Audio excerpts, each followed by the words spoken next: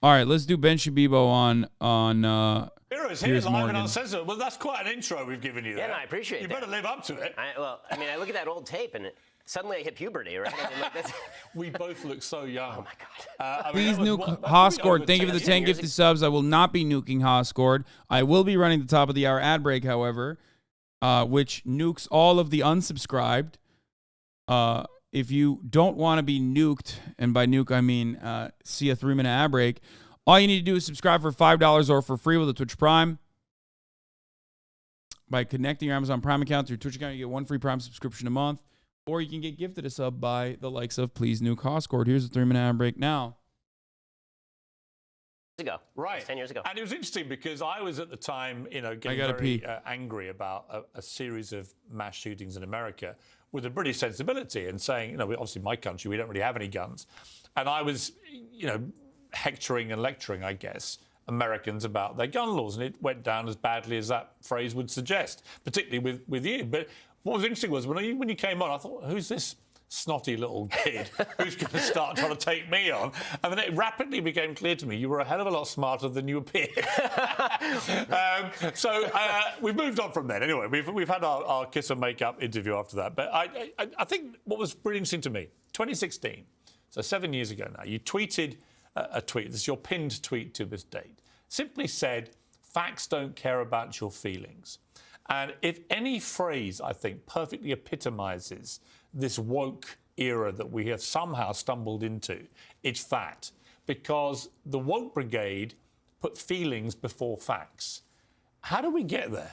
Well, I mean, culturally speaking, I think that what happened is that the value of subjective authenticity became the core to pretty much everybody. So the idea of individualism was taken to its logical extreme, which was, I'm so important and everything I feel is so important that I can ignore the rest of reality. And in fact, reality is an imposition on me. Institutions, rules, roles, the rules of the road, all that sort of stuff, it's an imposition on who I truly am. And in order for me to be actually free, I have to speak my truth. Now, as I've said and you've said, there's no such thing as my truth, right? There's your opinion and then there's the truth. But as soon as you start speaking in terms of my truth, as soon as you start saying, well, there's how I feel about the world and how I feel about the world is the core of me, what that also does is it means that other people are aggressing on you when they disagree with you. Because obviously a shared reality means that we can disagree about things out here, but we sort of as human beings are intact. But the moment that you start to identify your truth with the truth, then anybody attacking your truth is attacking you as a human being. And I think that that's where we've gone, is this movement away from, we're having a political debate, but again, we can go out and have a drink afterward because we are not the political debate. The political debate's a different thing.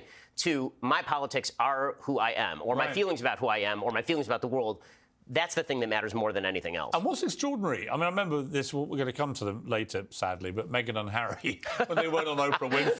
The issue is that, like, Ben's quote-unquote truth unironically revolves around, like, harming marginalized communities further by, one, denying systematic oppression and its existence, and two, asking for more of it from the government. So, like, it's not about, like, the truth. I mean, if you want to talk about the truth that Ben denies regularly, it's systemic racism. It's the truth that systemic racism exists. Ben denies it all the fucking time. He does. He tries to reduce it down to individual actions. Oh, there's no such thing as systemic racism. It's only just individuals that are racist. That's not the case.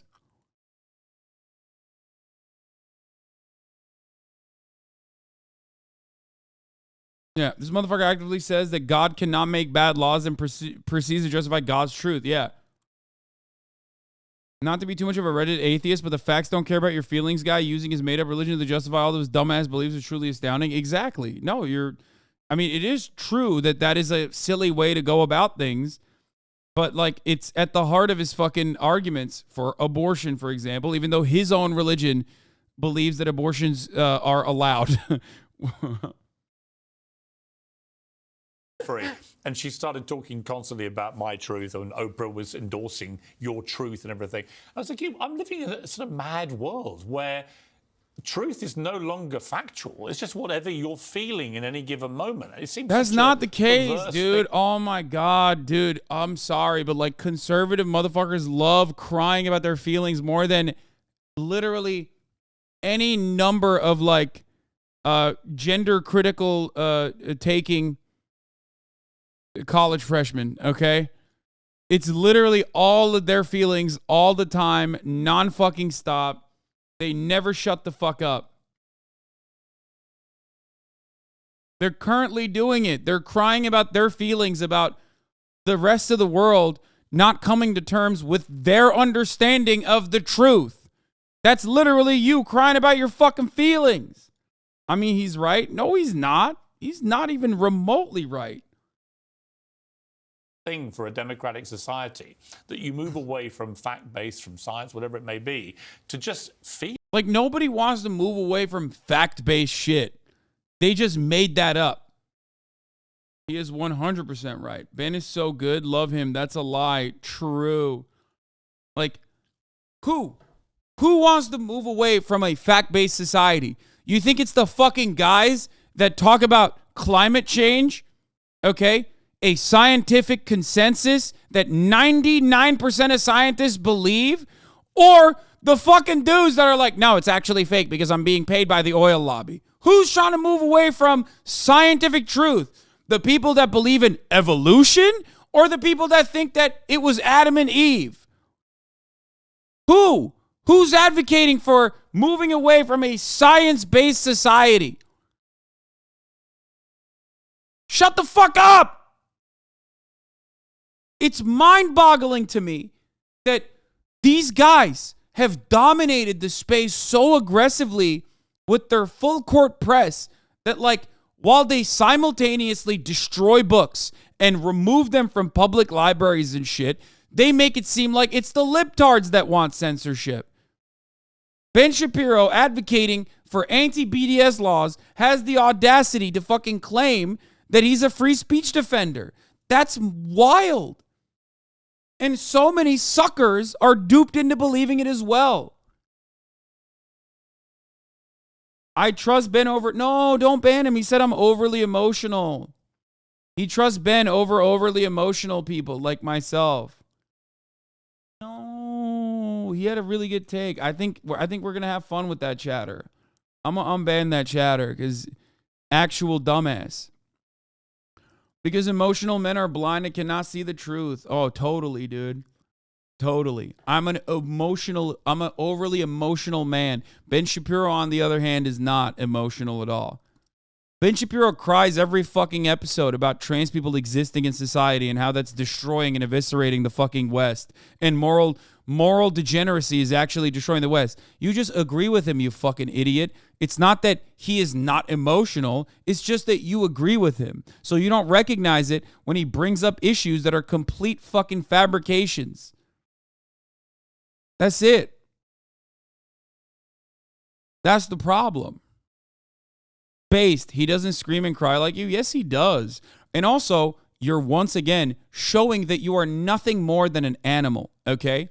Are you an animal? Do you have no capacity of understanding the words that are coming out of my mouth? You only can look at shapes and colors, and like the visceral reaction that you have is all that matters? You fucking dingus. You donkey. That's just the self-report that you're a stupid person, that you, unlike most human beings, cannot comprehend anything when you hear someone speak in ways that you don't want to hear them. You're like, oh, well, you're being a little emotional about, like, I don't know, trans people being fucking legislated away from existence. Like, yeah, that's okay. I guess that undermines my point then. No, it doesn't. You, unfortunately, are too stupid. And you're admitting that you're stupid. You're doing the thing that conservatives do all the time, vice signaling. Okay? You're signaling about your vices, and not only that, but you're also signaling that you're a fucking stupid person. Why are you so mad, bro? Chill. They just have a different opinion. I love the secondary take that immediately comes into play here. Why are you so mad, bro? This is not just a different opinion. Okay? I'm not just talking about a difference in opinion here. I'm yelling at a chatter for thinking that it is a virtue to be a donkey, okay?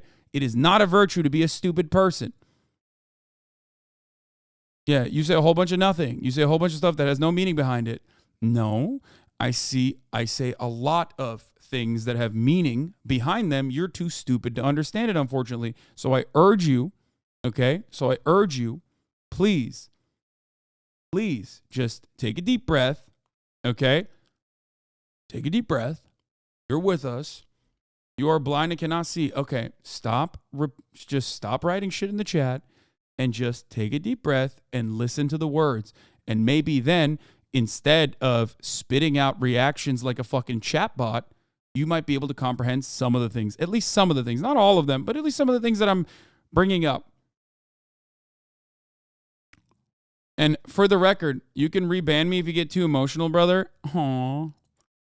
Oh, the classic "did I trigger you" take. No, you didn't.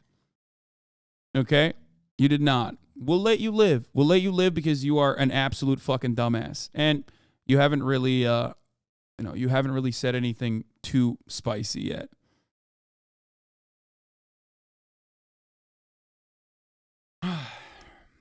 This is an unfortunate problem with a lot of people who fancy themselves to be edgelords. The reality is that, like, they'll go, "Are you triggered, libtard?" Meanwhile, they're fucking triggered about the existence of miscegenation. You know what I mean? Like, you are scared that society is changing at a pace that you cannot comprehend because, unfortunately, you're too backwards to just let it happen.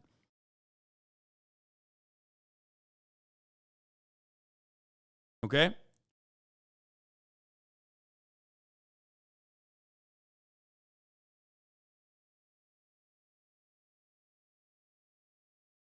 Now that you've said that, they're going to think of the most bannable thing to try and own you. I mean, if they say something bannable, I'll ban them. Feelings dominating a culture, and if you defy those feelings, you are instantly branded the enemy and you must be destroyed. Well, there's no conversation to be had, right? I can't have a conversation about your feelings. You're feeling your feelings. There's no way for me to dissuade you from You can't deny my feelings. Correct. I can't deny. I can deny the facts that you bring to the table, but the problem is once that becomes irrelevant, then we're just at an impasse. There's no more conversation to be had. How big a problem is it that at the same time, simultaneously, I think, you've had the rise of very populist leaders like Donald Trump, Boris Johnson in the UK, and others who play pretty fast and loose with the truth.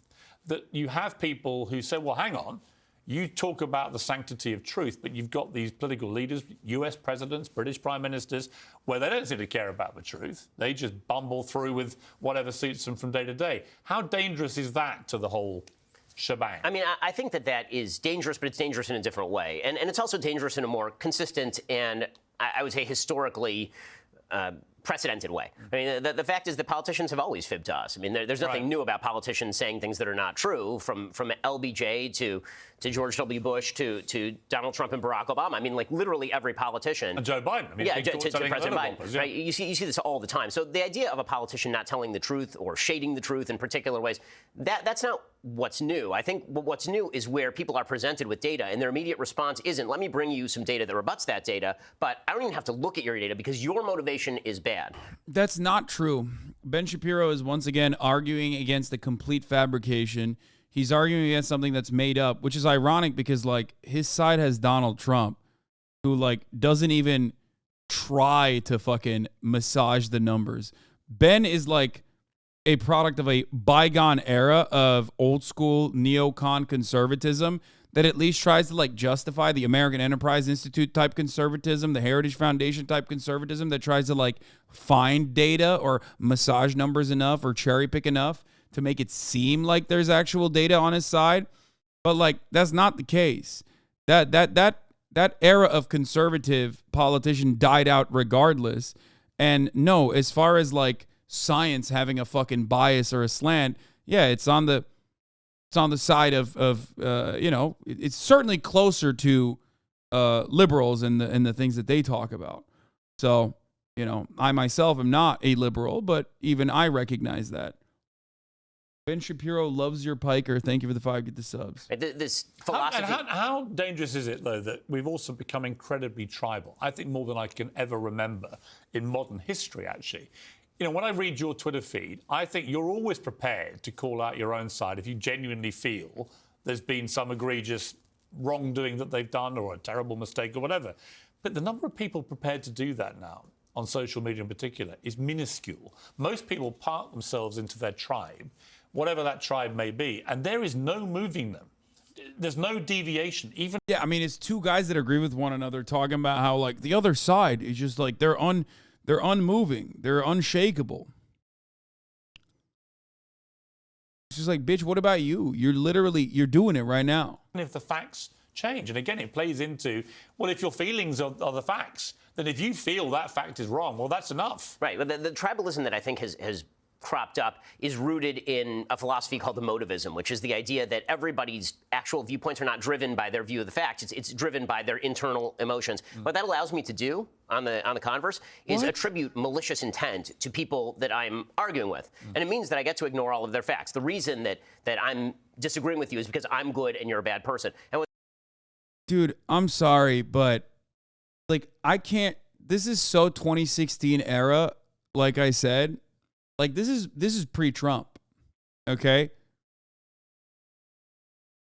It's pre-Trump. Who the fuck is even claiming that they have facts on their side at this point? You know what I mean? Like, Republicans don't give a fuck about that. They give a fuck about power. This would be interesting React content in 2018. Yeah, when a younger Hasan would be like, that's not true. The facts are never on your side, Mr. Ben Shapiro. The facts are actually on the side of liberals. There's a reality that has a liberal bias, okay? Facts don't care about your feelings, sir. what that means is that people on my own side, for example, they might be upset with me for talking with people on the other side of the aisle, because why would you talk to somebody who's a nasty person, who has bad motivations? And the same thing on people on the other side talking to me. I was having a conversation one time with a very, very large left-wing podcaster. This is probably 2018. And I said, we should really do like a crossover podcast for the midterm elections. It'll do huge business. And my side will be totally fine with it. It'll be great. And he said, your side will be fine with it. My side will kill me. Right. And that's probably But that's right. the way it's gone. And Bill Maher said to me, that comedy used to be rooted really in right-wing extremism being comedic. And that was where liberal comics like him could get their material. Now he said it's mainly to the left. It's the woke. This is that's another fucking old, out-of-touch asshole. No, right-wing extremism is still fucking hilarious. Definitely. Like, it's still certainly hilarious. Are there rad libs that also fucking lose their minds in ways that are vicious and also hilarious? Certainly, I make fun of them too. But this notion that it's like most comedies coming from the blue-haired liberals, blue-haired Marxists or whatever, like, no, that's silly as fuck. Area of politics that gives him the most comedic material. And he can't believe it. As a liberal himself, he feels just really frustrated that they don't understand how ridiculous and laughable their positions on things have become. Well, it's driving a bunch of people who consider themselves center or center left into the arms of people who are more conservative, actually. I've made the point before that I think the future of the West may ride not... Yeah, what will the progressive movement do now that they lost Bill Maher? Oh, that's awesome. On people who agree with me most of the time, conservatives, traditionalists. I think the future of the West might ride on people who consider themselves kind of traditional liberals, who may agree with some of the left's prescriptions economically, but who disagree with the way they want to get there, which is very often by silencing debate, using censorship, shutting things down. So the question is going to be, are they willing to put off utopia for a while in order to engage in the debate? Because I've always thought, like myself, I've always thought myself not really as a political ideologue, right? I think I'm pretty centrist and call out everybody, really. I see myself as a journalist, fundamentally, and don't think that being partisan helps that particular profession very much, as we've seen from those who've actually drifted down into being partisan as journalists. It doesn't work. You become an activist. No, centrism is not being devoid of ideology. Centrism is just literally whatever the ideology is. And acting like neoliberalism, which is the dominant ideology, is not a thing. It is just a way of existence. Okay? There is no such thing It's stupid. It just means you're advocating for the status quo, which, by the way, ironically, is what everyone is advocating for the most part. People take the current way of existence for granted. They don't even think about it as though like it's bad or wrong. People that are like openly on the right want to pull it more to the right, okay? People on the left want to pull it more to the left.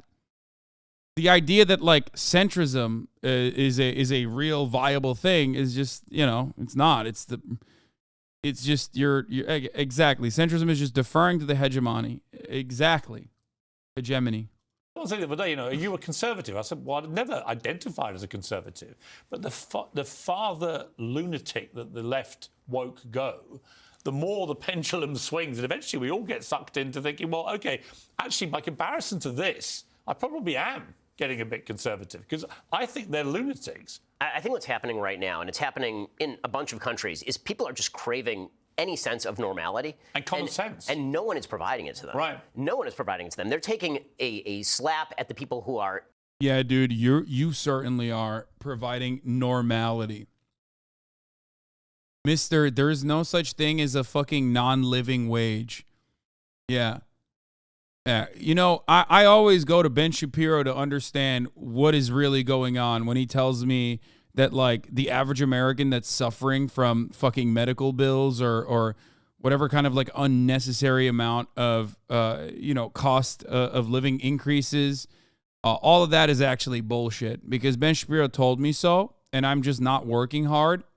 I should be working harder, Sigma Grindset style, and that's when I get my sense of normality from Ben. Responsible for the status quo as licensed to now do whatever they want. And so you're seeing the pendulum swinging wildly side to side because if you're a political leader, you're trying to harness the passions of the moment to get done the thing that you really, really want to get done, when in reality, the population just wants things to kind of just stop. Just like, leave us alone and stop. He's reterming the fact that the reactionary politics is born from the left insulting their idea of what's normal. Yeah, exactly. Yeah. Ben Shapiro constantly shits on what could be possible, right? Like a better future.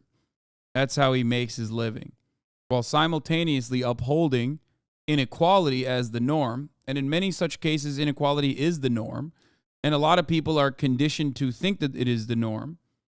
So, of course, that's the reason why he can get away with saying this is common sense, of course. Well, not. Right, I totally agree. And I think that's the majority of people. Right. I mean. By the way, the best argument against that is the appeal to nature fallacy. Mr. Logic and Facts, just like every other fucking debate lord, regularly utilizes logical fallacies. The idea that there is like human nature, and that we need to appeal to it, we need to abide by it, is, in my opinion, unnatural. The entire existence of humanity is by destroying nature. Like, there is no fucking skyscrapers in human nature. We built those things. Okay. There's no such thing. There's no part of our lives is normal in comparison to the rest of nature. Not natural. It's not normal. Today, Rolling Stone published an opinion piece on why cancel culture is good for democracy. And I read this piece and it was so completely deluded because and then they find like some fucking random person that wrote something and then talk about it as though that's like definitely as though that is definitely just what every liberal thinks. No one likes cancel culture. It's not a thing. And the right weaponizes cancel culture regularly. Okay? The right loves using cancel culture. Lamau, facts, literally a Rolling Stone op-ed. Yeah. Every now and then someone writes an article about cancel culture or whatever, and then they go, oh, that's it. That's how everyone is. Technically, everybody loves cancel culture. Okay? And everybody hates cancel culture when it's done to them or to their side. But don't act like this is not a thing that the right utilizes, and the right utilizes it more efficiently and more effectively too. Of course, cancel culture is the antithesis of a democracy. It's actually the antithesis of liberalism. You can't pretend to be liberal with what that actually was intended to mean and support cancel culture. I think the left. Bro, talking about cancel culture, then ban someone who's not having the same point of view, Lamau. Notice how this person had to make up an example because I didn't actually ban that other guy who was chirping because he simply disagreed with my take. Banning someone in my chat is not cancel culture either, you fucking idiot. It's just housekeeping. I'm not banning you either, by the way. But remember, you are always taking advantage of the more democratic structure that we have in comparison to other communities. Okay? People love to say this is a hug box. But the real reason why I ban a bunch of people is because they like derailing the stream, like you just did. Because you are a narcissist. You want 27,000 people to pay attention to you and your dumbass point of view, which is understandable. Everybody wants that feeling every now and then. You know what I mean? But you could do it in a funny way. You could do it in a clever way. You could do it in a way that actually is productive and plays along with what we are looking at. But you couldn't do that. So instead, you went for what was easy. Okay?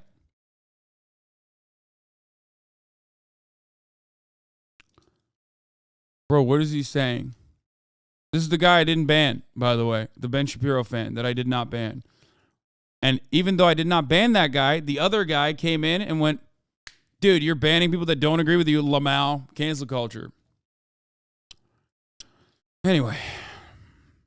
Uses cancel culture in a very different way than most of us use cancel culture. When we talk about cancel culture, typically what we mean is you say something that they don't like on the air, and they decide to secondarily boycott your advertisers, or they go to your bosses and call for you to be fired. And that's what we mean by cancel culture. What they mean is, well, we're allowed to disapprove of you. Well, sure, you're allowed to disapprove. Turn the channel.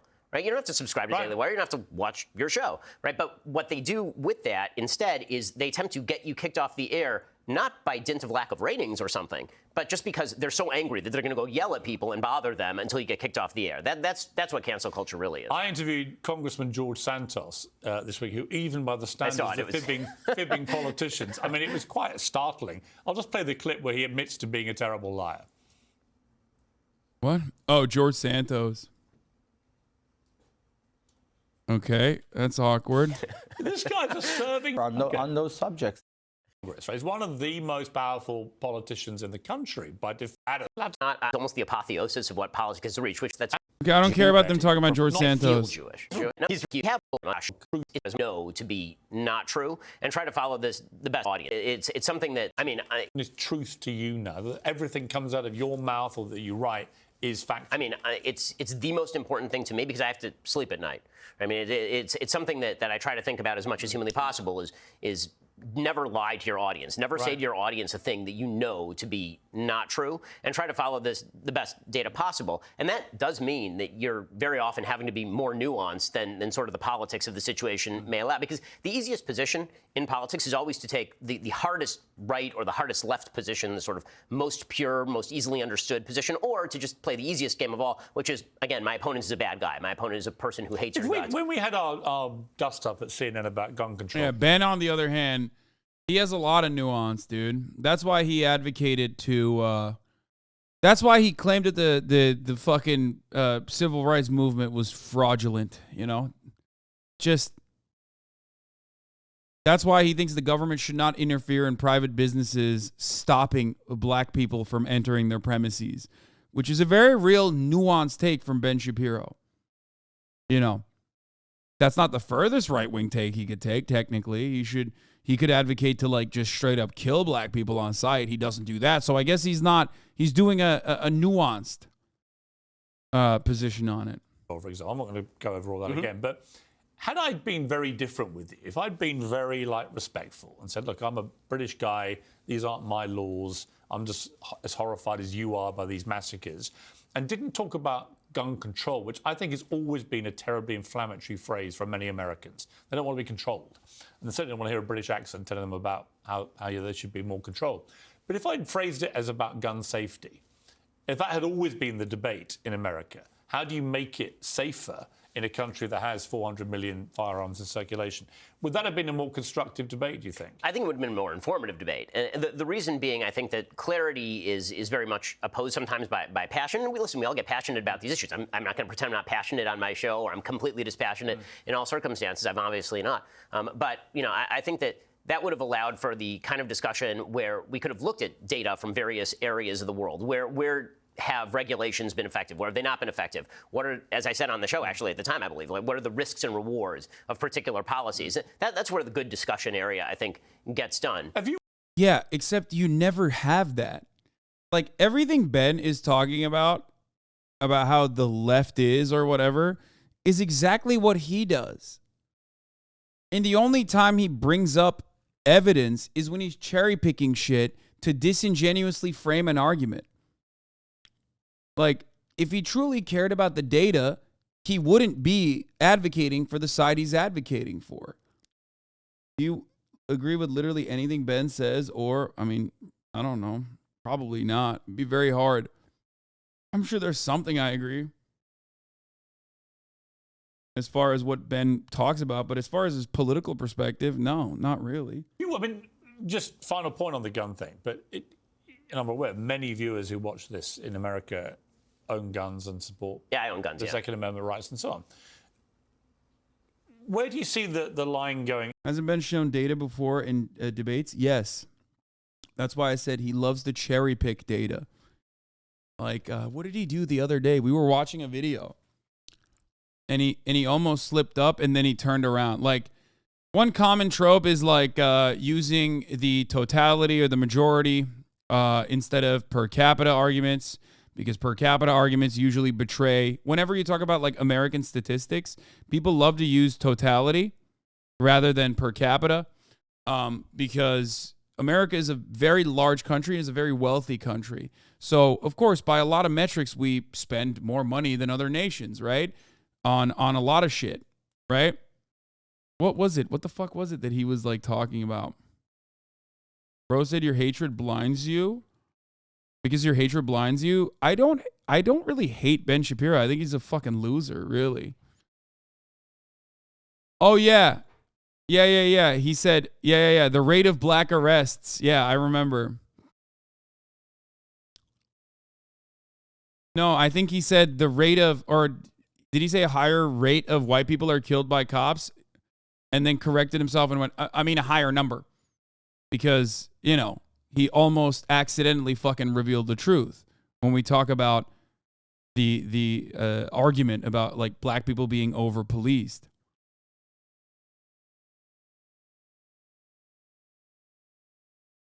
Yes, yes, police kill more white people in this country. Okay, that's true. There are more white people in this country, but police kill black people at a disproportionate rate, a much higher rate. That's the problem. And when we bring that up to talk about the disparity in policing, Ben doesn't want to even bring that up because that's a harder argument to argue against. And this is why you, my friend, are a Ben Shapiro fan. You're slowly but surely revealing your own personal biases, maybe because they are committing out-of-control crimes.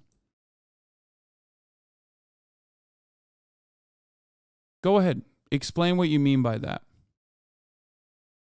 Black people are committing out-of-control crimes. What does that mean? Just look around you and on the news. See, notice how you gave zero empirical evidence to follow up on anything you mentioned.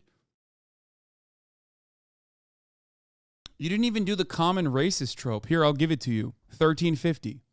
Okay? Which is like a super easy one to just destroy, but you didn't even know that. Okay, I'll give you the fucking racist empirical evidence talking points for you and then argue against them if you want. But I know you don't want to see that, so you act like it doesn't exist. See, not only did you have zero evidence to back up your statement, You didn't even have an anecdote that you could point to. So you just said, no, it's happening all around you. And then you made an additional inference that, like, I also am refusing to see it happen all around me. Do you understand what this makes you seem like? This makes you seem like a fucking idiot. I don't want to think that you're an idiot, but you sound like a fucking idiot. Partially because you can't even Google fast enough to at least give me an effective counter. Bro, it's all over Twitter, everywhere. Do you just ignore it?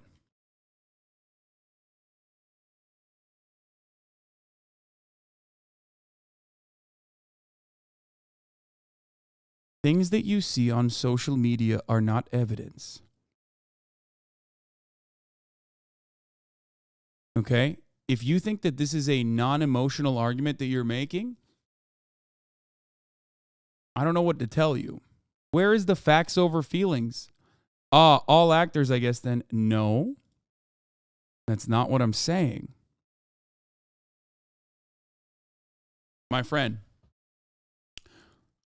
I don't know if you know this, but our algorithms are highly personalized. It's like Benny Johnson saying, why am I getting an ad for a gay cruise on the Army website? Well, it's your cookies that is serving you that ad. Understand?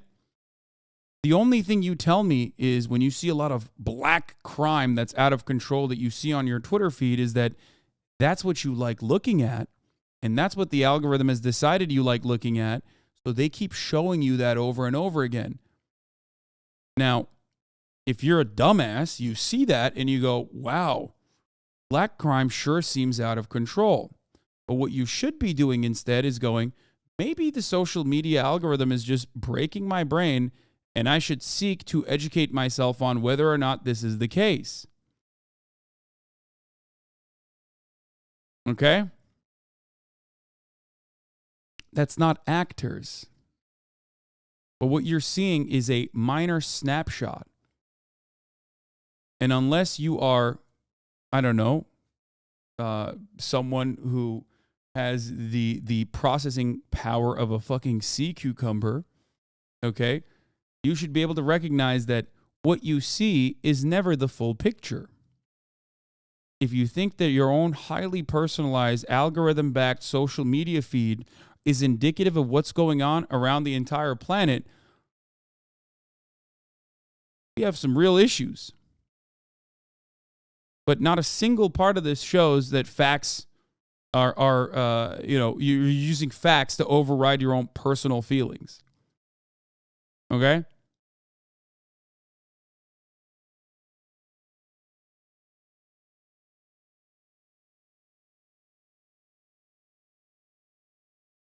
I don't think he ran away.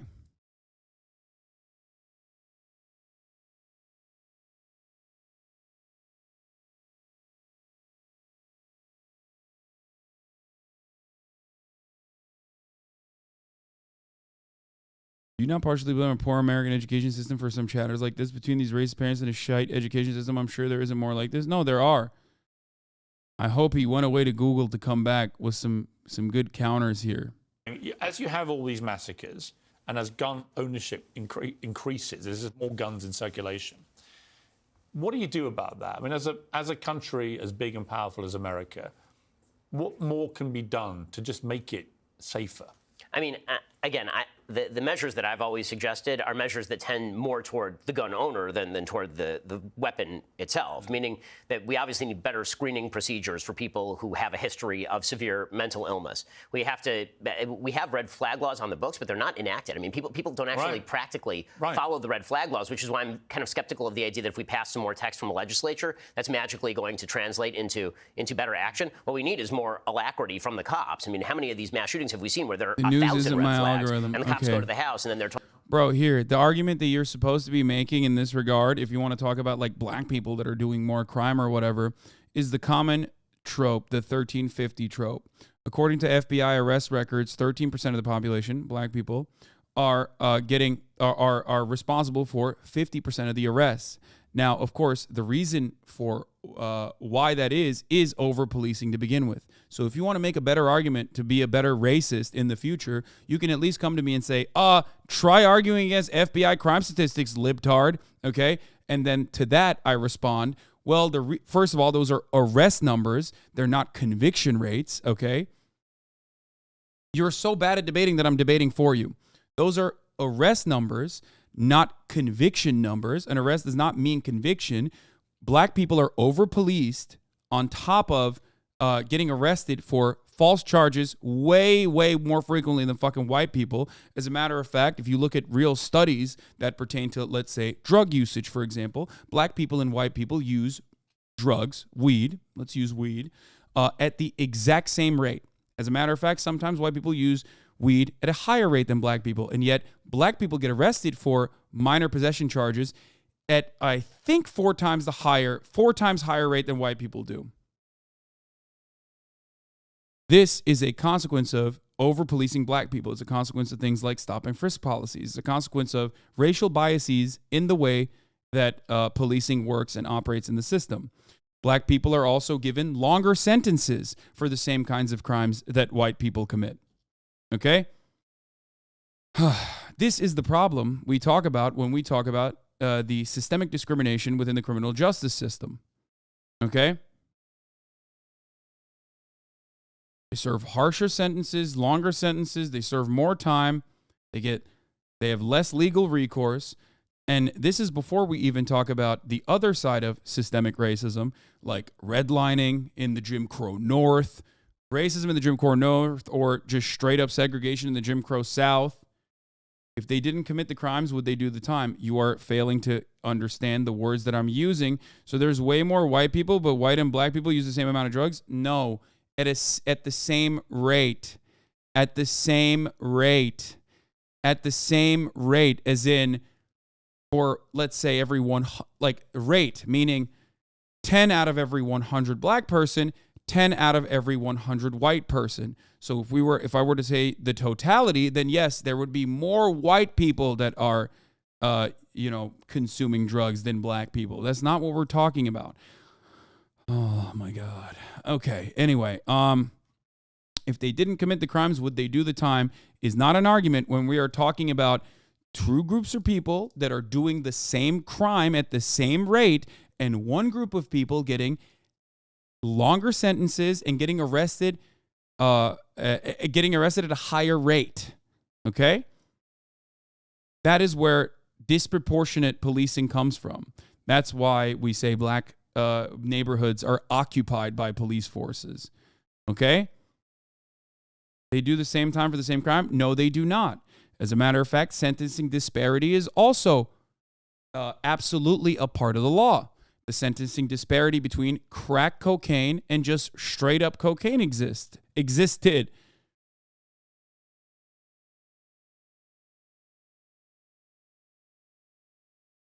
So even that's not true. That's not even true. You're not understanding what I'm saying to you. Okay? I hope this is an educational moment for you. Okay? That you just understood what I hope you understand what I'm saying, okay?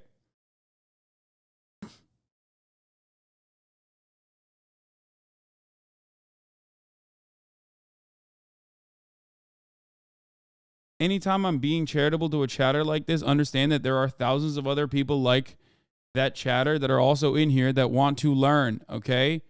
They want to learn. They watch a fuckload of Ben Shapiro and think that the Ben Shapiro takes are actually true and realistic. So, of course, I'm going to address some of the things that they're saying and try to break it down and maybe even give them better arguments to make if they want to be racist, and then destroy those arguments anyway.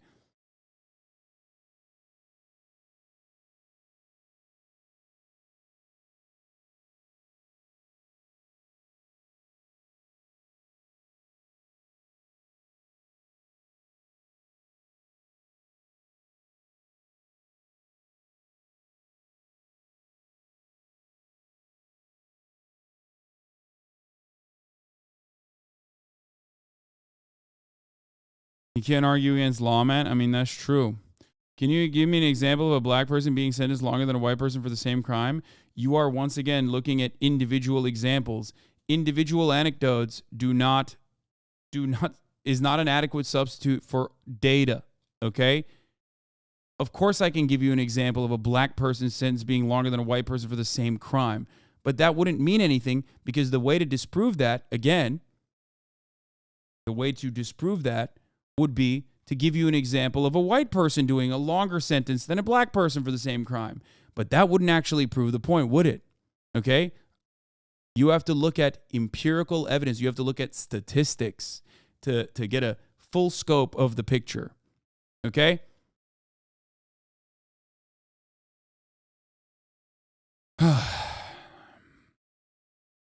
Young black and Latino males tend to be sentenced more severely than comparably situated white males, which means from a similar economic background, unemployed black males tend to be sentenced more severely than comparably situated white males. This is analyzing crime and sentencing data to give you this outlook, to give you to give you this as evidence, okay? And this is from 2005. It's fucking, but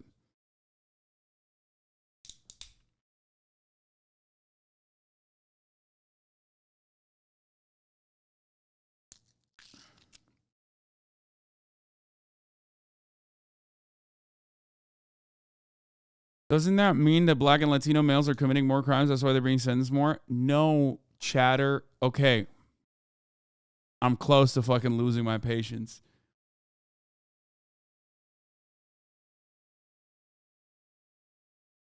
It's the same crime. It's the same crime. They're doing the same crimes. They're not doing more. It's the same crimes that they're committing. You have to be trolling, right? Do you not understand this?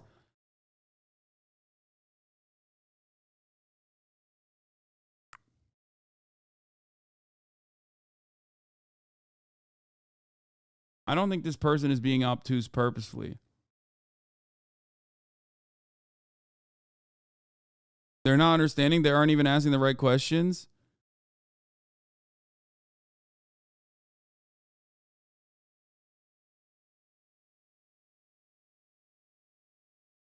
If you have faith in the justice system, you are breaking up its fabric of reality right now.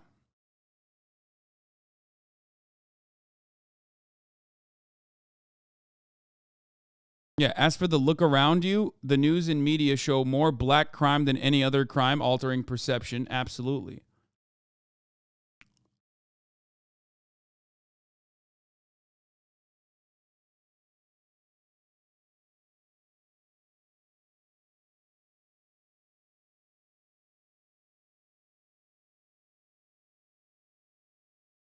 What does it mean then? It means what I've told you it means. It means that white people and black people, when factoring in their socioeconomic conditions, as in like where they are in life, okay, when factoring in the crime that they have committed, are doing the same crime but not doing the same time. Because the criminal justice system somehow, for some reason, okay, keeps giving longer sentences to black people. That somehow, some reason, is systemic racism. I'm telling you what the reason is. You're denying the existence of that reason. I'm giving you the evidence, and then you, I think, are failing to comprehend it.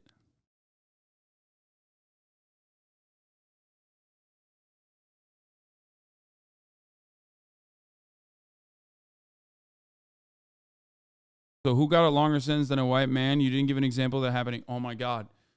This is an example of that happening thousands of times. This, okay, a study is kind of like not one example, but like thousands of that example put together. Do you understand? Do you know what a study is? Do you know what that is? It's like a bunch of anecdotes that they put together and compiled so that they could get a better understanding of how systems work, because we are unfortunately very biased, okay? And anecdotes can be clouded by bias. There's many different biases, like recency bias, or maybe you see something a lot in your fucking immediate, you know, Twitter feed, and you think that that is the case. So we look for an adequate sample size, and that's how we conduct a study. He didn't ask for thousands, he asked for one. Huh.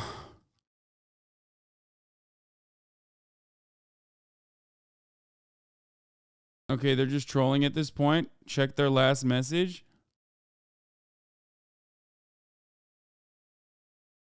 This is like the Andrew Tate argument over and over again. Exactly, just one example. You know people make up studies, right? Exactly, just one example, please. Bro, you don't even have a study. If there's thousands, you should be able to name one easy. Oh my God. Oh my God. Oh my God. Okay, no. He's baiting me. He's baiting me. Okay, never mind. All right, man. I tried. You look really bad right now. Brother, I know you're too stupid to understand this, but it's not me who looks really bad. But I don't think you'll ever recognize how insanely stupid you look right now.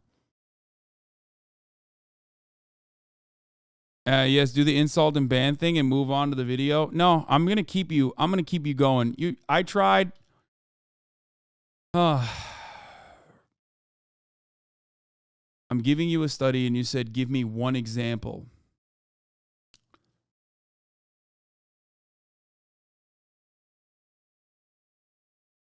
That's so sad. I gave you facts and you said, well, I want it to correspond to my feelings, and it doesn't correspond to my feelings. That's so fucking sad. I guess you tried. I did. I really did. Well, no, we're not going to do anything. We're going to leave you back out there. He said studies lie all the time, but he thinks looking at videos on his Twitter timeline is the actual facts. There's nothing you can do in that situation. There's literally nothing you can do in that situation. There's no way. There's no way. Everyone in the chat is like sending him links and all this shit. Like, no, it doesn't matter. How do you combat people just make up studies all the time? I hear that all the time because it's false. No, they don't. There's an academic process and a way to conduct this. Okay, if that was the case, there would be no science on anything. Okay. And remember, that person didn't bring up a study at all. He just said, you know, that's what I saw on my Twitter feed and that's what I believe. And if you think studies fucking lie all the time, then why the fuck what will convince you? Nothing. Your feelings is what has convinced you. And you will never be able to change your feelings. So, which goes back to my, it goes back to my first thing that I said, which is Ben Shapiro does not care about facts. He cares about feelings. You agree with Ben, and you think he's feeding you facts, so you get comfortable listening to him. It's almost in every circumstance. So we actually do need law enforcement to have more ability and will to carry out, for example, when they know somebody is severely mentally disturbed or somebody is shooting a gun at their mother, which we've had a case like that. That would be a time where you actually remove the person's guns and keep track of them, make sure they can't actually get guns. Right? I mean, see, if I had my way again, when I was doing that debating, I would have had this kind of conversation. I can look back at those and realize I was letting my own emotions override. We all have these. I mean, yeah, but it's interesting, isn't it? I do think an important part of how we get to a better place as society now, away from this tribalism, away from all this stuff, is you've got to be prepared to have this kind of conversation, which doesn't end up with me just looking at you and shouting, well, you're a complete idiot because you don't agree with me, right? It's more complicated. It's more nuanced. Life is more nuanced than that. I like to think so. And I think that, again, those conversations can be really, really productive. I try to make a habit. I have my regular daily show, but I also have a show called The Sunday Special that you've been on, in which I bring on a bunch of people who disagree, from Bill Maher to Anna Kasparian. And we actually try to talk through these issues. And last time I came in, I found it a very surprisingly pleasant experience. Yeah, exactly. Let's take a short break. I want to come back and ask you the most deadly question in the world right now. What is a woman? Welcome back to Piers. Oh, here we go. Yeah, he's like, let's talk about transphobia. Uncensored live from New York. Ben Shapiro is live and uncensored. So come on then, what is a woman? Well, I mean, a woman is whatever J.K. Rowling says a woman is. And she's right. A woman is a biological human female. How on earth have we got to a place where stating that simple fact has now become a stick to beat people with? When, from what I can ascertain, 99% of the entire planet agrees with that fact. Yep. Again, it goes back to that idea that your subjective feeling about yourself must be reflected by the rest of the world, cheered and celebrated by the rest of the world, because that's actually what the ask is, right? The ask isn't even, I wish to be treated well in society, and you can think whatever you want of me, but you should treat me decently. That's not the actual ask. The actual ask is, I wish for you to participate in a delusion whereby I am a biological human female, or exactly the same in many important respects as a biological human female. Trans women are women, which, again, if you refuse to define and what... You've warned about this, and I've warned about it, and we've taken it to... We've said in the warnings... It doesn't seem like he's describing what a woman is, though. It's so funny. They never do. They're like, a woman is a woman. A biological female. Okay, what is a biological female? And whenever you ask them that question, they're like, okay, well, chromosomes. And then you're like, okay, is Ann Coulter a woman then? Yeah, she is a woman. Okay, high likelihood that I think, isn't she intersex? I think she is. I don't want to fucking... Or didn't she have a chromosome thing? Am I crazy?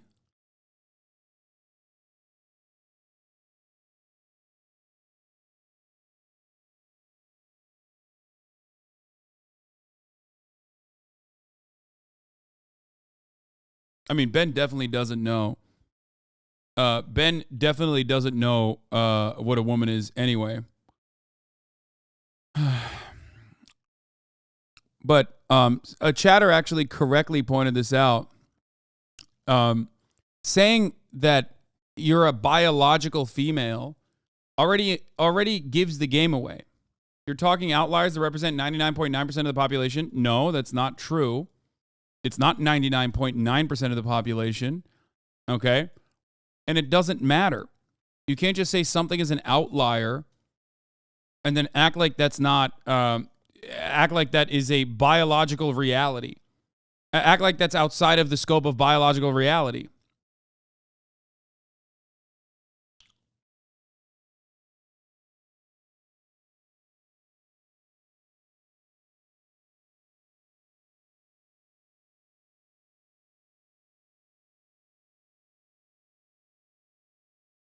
They can't parse gender and sex, so Ben's argument is dumb just from the assumption. Yeah, I mean, if gender was not socially learned, okay?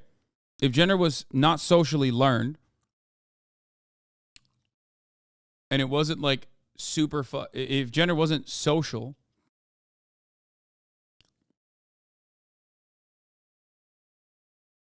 then you wouldn't have to separate it and say biological gender, biological sex.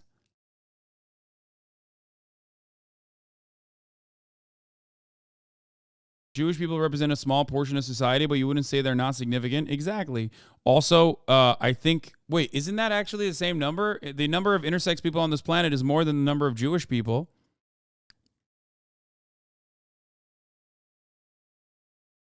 The number of intersex people on this planet are more than the number of number of redheads. If we're going to talk about like biological, okay?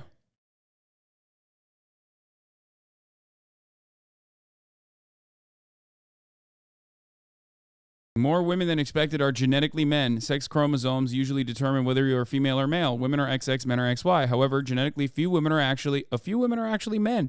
They grow up as women with a woman's body and mostly only discover well into puberty that they are different. Danish researchers map the first time how many women are genetically men. The proportion was higher than expected.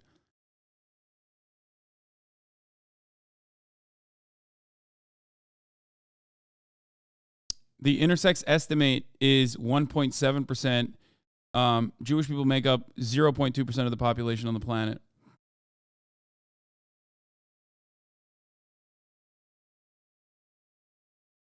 Also, as far as gender goes, that's an expression. You want to know why? Don't make me play the game again where I'm going to pull up fucking Buck and numerous other trans people to be like, is this a man? Is this a woman? And then you go, oh, that's a man. Oh, guess what? That's a trans man. That kind of thing. Okay?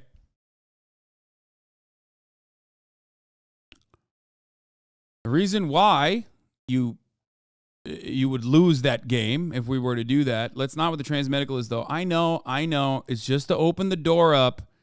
It's just to open the door, okay? It's to open the conversation. That's not the end-all, be-all of gender, okay?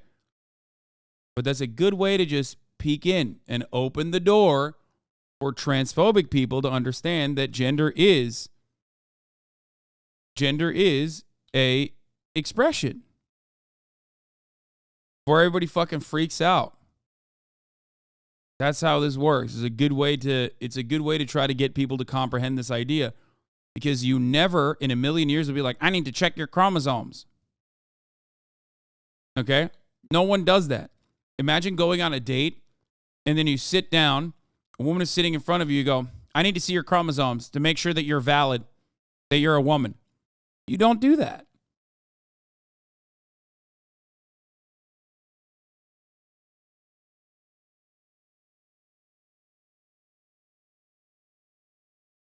Anyway. If you take this to a logical conclusion, it's going to get abused.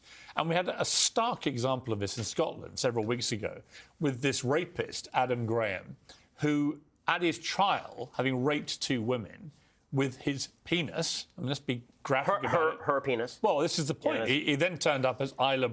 I hate that, like, the only time where they're like, where they will, like, listen to the fucking expression or listen to the gender pronouns that someone wants to be called by is when they're talking about one specific example of a fucking rapist. Is so vile, dude.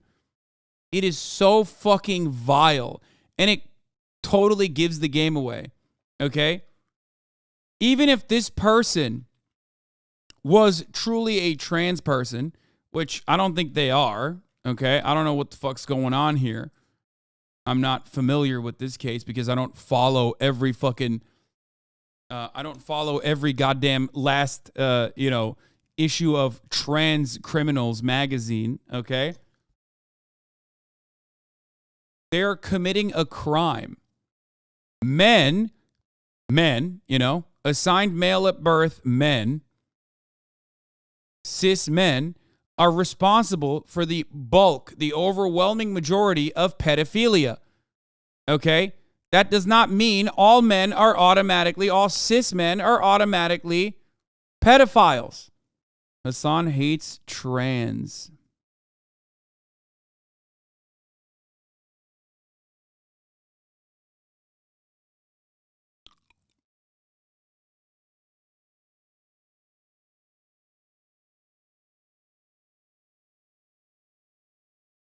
The controversy for this case was that the rapist said they were a woman, so demanded to be in a woman's prison.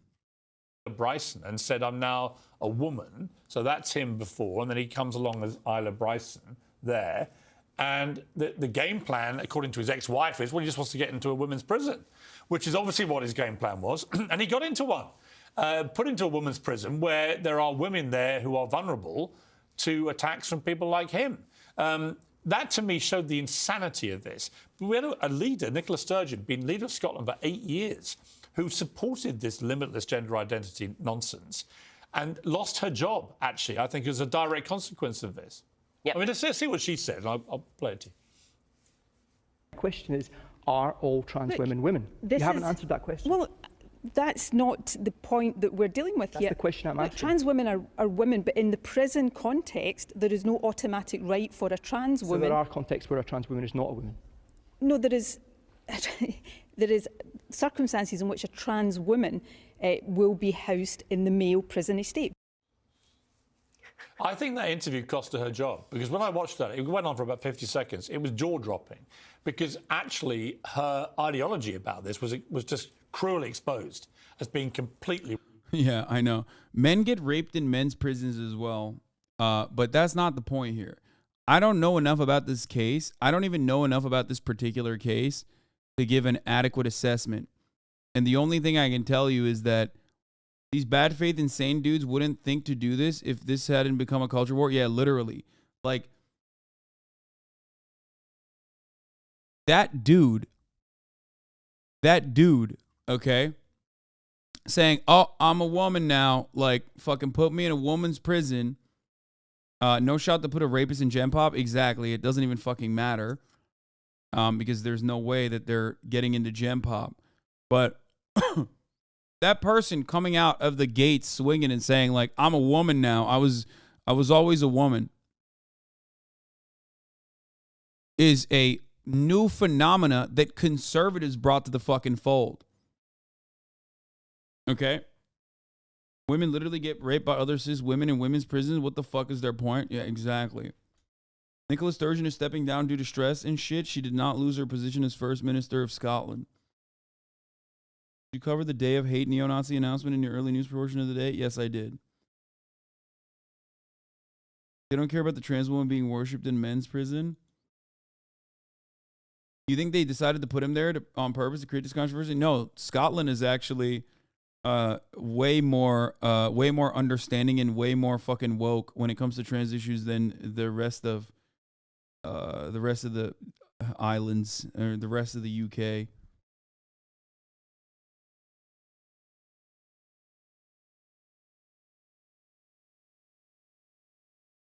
But I don't know. Now I have to look at, oh God, now I have to look at this case. I don't even know what the fuck it is. God damn it. I hate this shit.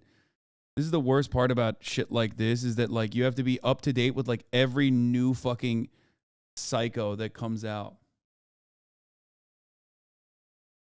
She's in a men's prison. How is that woke? Wait, what? Wait, I don't get it. Oh, they lied? Scotland did not put this person in a woman's prison. The law says that the determination is made on a case-by-case basis, as in this case where they were... Oh!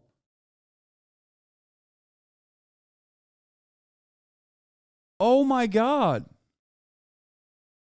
Oh, they just fucking straight up lied? Well, I would not have expected them to just fucking lie, dude. What the fuck? Newly convicted or remanded transgender prison inmates will initially be placed in jails according to the sex of birth. Scottish Prison Service has confirmed. The policy was confirmed in an urgent review, which found a double rapist being placed in a women's jail did not put female prisoners at risk of harm. However, the SPS said it received conflicting details on Isla Bryson. It also called for an urgent review of admission rules for some inmates. The investigation was ordered by Justice Secretary Keith Brown in the wake of public outcry. Bryson, who will be sentenced later this month for raping 2 women while she was known as a man, Adam Graham, was then moved to a male wing at HMP Edinburgh. In an interview with BBC Scotland, Mr. Brown initially said the rule applied only to transgender people convicted of violence against women. But after an intervention from a member of his staff, the Justice Secretary clarified all transgender prisoners will go into an assessment prison service facility which matches their sex of birth. Oh, so just, why does it lie? Guys, a YouTube clickbait title is a little bit different than fucking Piers Morgan straight up lying about a fucking important fact that literally completely changes the argument that he made.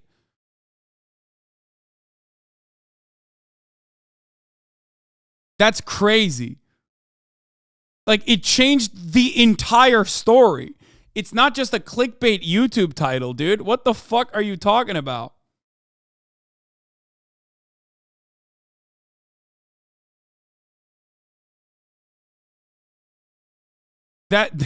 This just,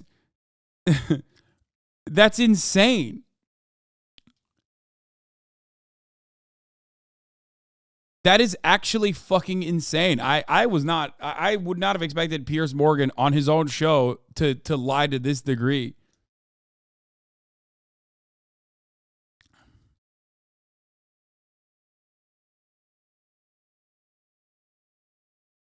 Jesus fuck.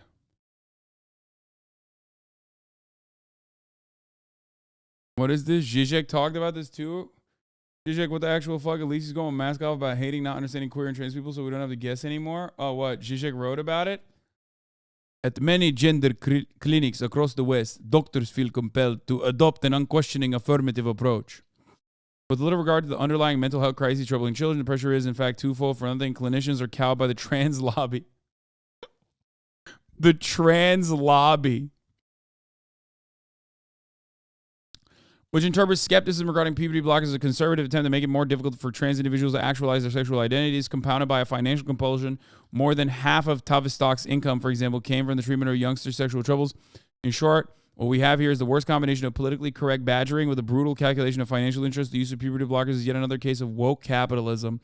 Basically, you declare what you feel you are, and you are registered as what you want to be. As predictable problem emerged when Isla Bryson, a biological male convicted of rape, was remanded to a woman's prison in Sterling. But that's not even what happened. That's crazy that Slavoj Žižek is... I mean, it's not crazy. Slavoj Žižek has always been... Yeah, he's Balkan posting.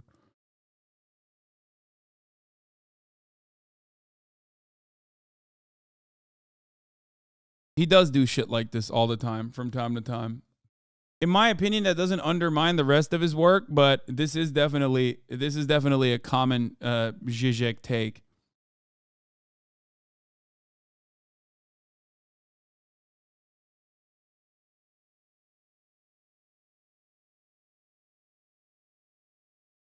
But it's not even surprising to me that even he fucking did this, because, I mean, Piers Morgan just duped me for 5 minutes before I fucking... Piers Morgan duped me for 5 minutes before I fucking had to investigate further as well.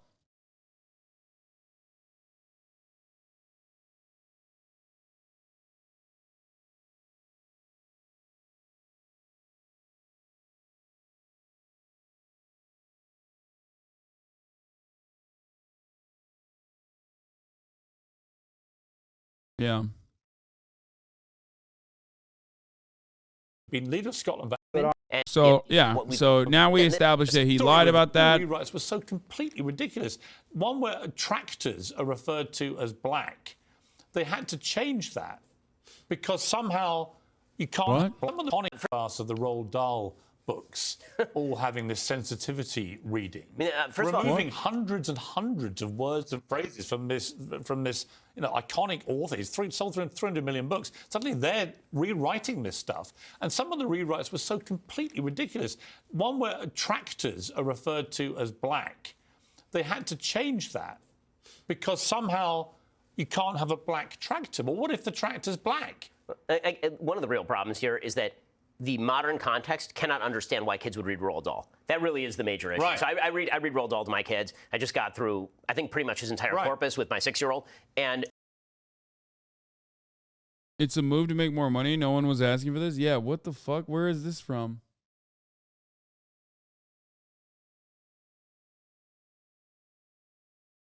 What I don't even know what this is. What is this about? Dude, I can't keep up to date with all the like fucking weird shit that liberals do. Changes to the new editions of Roald Dahl books have readers up in arms. Okay, new editions of the legendary works by British author Roald Dahl are being edited to remove words that can be deemed offensive to some readers. What? Dude, this is always some shit that the publisher does. No one even asks for it. This is the same fucking shit with what's his face? Jesus Christ, it's just marketing, man. You guys are, I hate having this fucking conversation so many times over. It like doesn't do anything. They did this with Dr. Seuss too. No one asked for it. They just did it on their own. And then you do that and people get mad and then it drives more fucking book sales. And the irony, of course, is that like everyone is playing a role in the marketing campaign.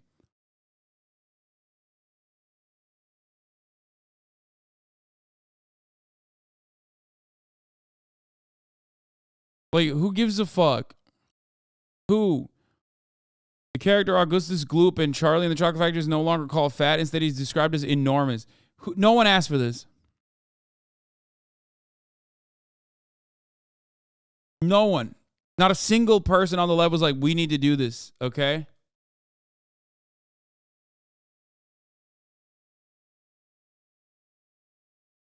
I don't get it. I don't get why this is a point of contention. This does not change your life at all. I'm Norwegian. They're removing words like ugly and stupid and fat. And for the witches that wear wigs, they added a line saying even if the witches weren't bald, they could wear wigs. What? Oh, none of this matters. None of this matters. This is all fucking lib shit. And they are liberals in the same way that these guys are.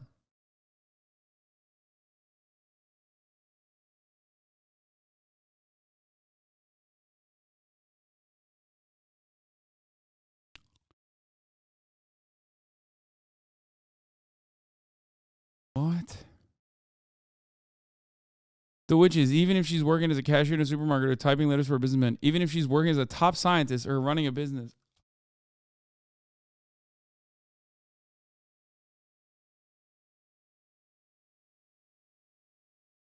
I can't do this. It's just like people are so fucking bored, dude. They just like manufacture bullshit over and over again.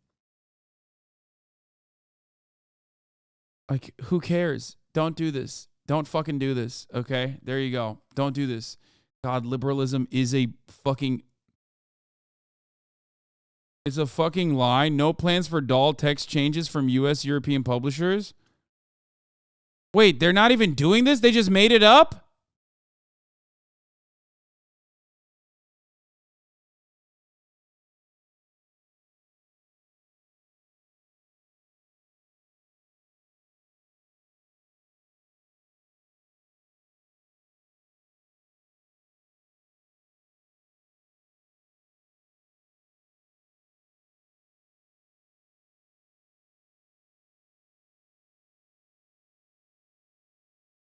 No, they did it in the UK, not in other territories.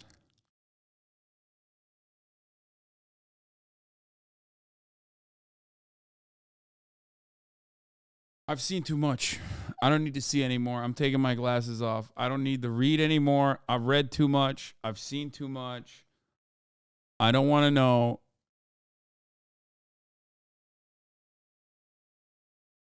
It's just like, so they did it only for the UK. And they're not doing it for the US. Which they shouldn't have even done it for the UK. Who does this help? Nobody. Like, when you get gifted a sub at the top of the hour, at least you're helping chatters avoid the top of the hour ad break, which comes at the top of every hour. There's a 3-minute ad break, you know? If you no longer want to see those ads, all you need to do is subscribe, which you can do for $5 or for free with a Twitch Prime by connecting your Amazon Prime account to your Twitch account. Here's a 3-minute ad break now. I don't want to do this anymore. I'm done. I can't. I don't want to do this. It's like hurting my soul. I'm not going to watch the conservatives debate liberals on the U.S. education system. I don't give a fuck what your rating is for my ad break. Grizzle to Maggie and Too Hardcore. Thank you for the 5. Get the subs. I can't do this. Let's watch